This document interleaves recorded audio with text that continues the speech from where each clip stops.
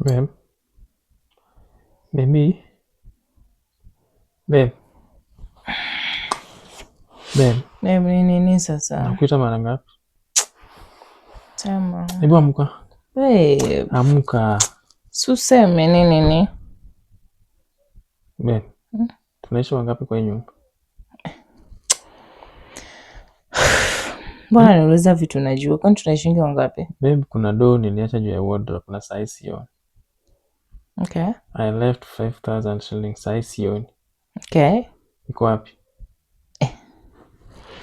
Unaniamsha juu ya 5K? Iko wapi? No, I was asleep. Deeply. Alafu unaniamsha because of 5,000. Are you okay? Hiyo doo iko wapi? Juu I'm sure kasi sijatumia ni wewe umetumia. Of course I used it. Iko wapi? So nimetumia. Na yenye nilikuwa jana. Si pia nilitumia. Yaani within a day 20k ishaenda tu hivyo.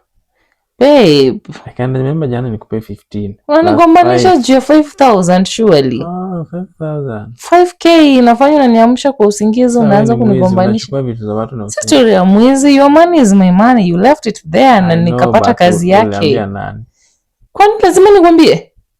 Wewe nani alikwambia uiache hapo? You left it there, mimi nikapata kazi ya pesa and I used it. Is that a problem? Kwa simu yangu utatumia tu zote. If I know your pin, I will. Mbona nihangaike na pesa iko hapo juu? Sasa rudi kwa usingizi.